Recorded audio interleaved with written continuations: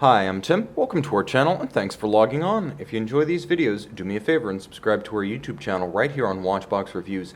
I would really appreciate it, and I promise to update this channel daily. If you like this watch, you can see it and you can purchase it on our website, thewatchbox.com. Today, we are discussing a timepiece that is principally responsible for the cliché gentle giant in the luxury watch space, as it is exactly that. Relaunched in 2009, this is the Omega Seamaster Ploprof Professionnel, the Ploprof 1200m, a timepiece based on a 1970s design originally created for Comex but never used by them.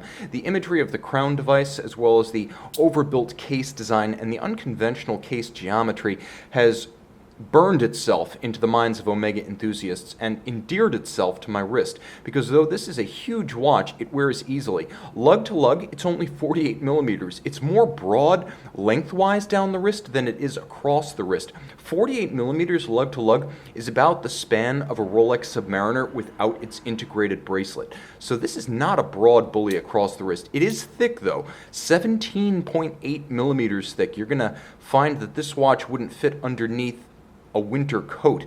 It's enormous. Now, here's its biggest dimension. From 9 to 3, including the crown guard, 55 millimeters. But again, it's lengthwise down the wrist rather than across the wrist. It's a heavy watch in stainless steel. Some of these have been built in combination of titanium and gold, straight titanium, but this is the original 2009 model in steel, with the result, especially given the solid case back, that it does feel like an absolute Mosler safe on your wrist. The timepiece features a broad spacing between the lugs. 24 millimeters is the size if you want to fit an accessory. There are bracelets available from Omega. There are other straps, but you can also get an aftermarket job if you want to dress up or dress down the watch. Keep in mind, this is a conventional lug junction. Though it appears to be proprietary, the system is able to take any 24 millimeter strap, but the strap fitted is overpowering, nicely detailed with these inset striations as well as shouldering striations, Omega logo, and on the underside a little bit of a striation to gain tractive effort or aggress against the skin to hold it in place. It is wonderfully soft, and as you can see, it needs to be cut to length, so you'll have quite a good deal of adjustment to get the fit just perfect, but should you err, you have plenty of margin to do so, as there is a push button slider built into the clasp, and if you want to go all out and extend the clasp about 2 inches total, or about 50 millimeters for our System International friends, you can actually extend this thing 2 inches, 50 millimeters if you want to. But again, that fine adjustment system makes the watch practical for use on a regular basis when you don't need to fold it out over a dive suit. The clasp is immense. The hippocampus is engraved on the clasp itself, as well as the case back. One of the few times you'll see that in an Omega watch. There's thoughtful attention to detail along with the polished bevel. You can see that the triggers themselves, twin trigger release, are both polished. Satin finish laterally, satin finish across the top, deeply engraved. You better believe this is a professional grade diver. The case back, as you can see, features the hippocampus rather than the later sapphire display case back that bowed in 2015. There was an update to this watch that featured the later movement without a date and a sapphire case back. This is the original 2009 model, but as you can see, plenty of tech inside. Let's turn over to the dial because there's fireworks on the dial side.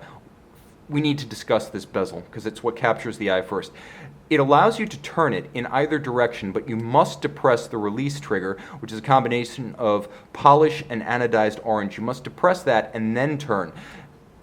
Later on, we would see ceramic versions of this bezel. This is the original sapphire cap. So it is a fully lumed bezel, and like a Blancpain 50 Fathoms, let me see if I can get it in focus, it features a sapphire cap over a lumed base. You have plenty of knurling, alternately satin and polished. You can grip this sweaty, gloved hands, it doesn't matter. The crown guard system is different than the one that originally was used in the 70s. If you're familiar with the original but not this one, this is quite different because there was a weird block that pulled out from the center of the original crown. Here, what appears to be the crown is the crown, unlike on the original. You have the ability to hack the seconds hand, stop everything, and synchronize to a reference time. There's also an intermediate setting position where you can move the hour hand independently to jump the date backward or forward as you travel, and also keep the watch ticking along as you adjust the hour hand to accommodate whatever time zone you may be in. All of the dial features, such as indices that are applied, are white gold, and there's a gloss black base to the dial. Let's get a bit closer, give ourselves some more light. There is a gloss black base to the dial that is lacquered, much like some recent Planet Oceans. Let me clean everything up here. You will note that the watch features enormous fully loomed minute hand because that is the dominant feature that you'll use for timing. I should also mention that one of the advantages of this crown guard system, which is actually spring-loaded, is that you have total protection for the crown. There is no damage coming to the stem tube and crown assembly. Protected even better than a Panerai. Turn it over. What's inside? Well, I promised you tech, and this watch delivers. A COSC certified Swiss chronometer, twin mainspring barrels in series, 60-hour power reserve. This is a system that gives you that time zone function for the hour hand, hacking seconds.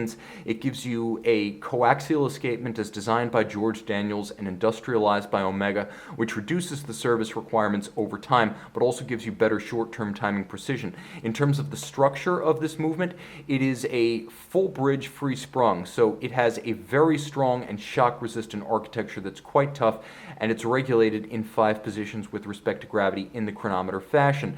So tough on the inside, tough on the outside, and distinct from the original in that not only is this one water resistant to 1200 meters rather than the original watch's 600, but the original watch was claimed to be helium proof, so there was no release valve because they claimed none could ingress, so there was no need for egress. This model has a proper helium escape valve on its exterior, packed with features and more wearable than you would believe. This is the Omega Seamaster Professional, or I should say, Plongeur Professionnel.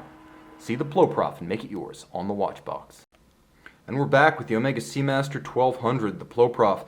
Otherworldly lume, not just from the dial, but also from that fully loomed sapphire-capped bezel. Scratch-resistant and beautiful, that bezel is the real deal, and so is the Ploprof. See it on the watch box.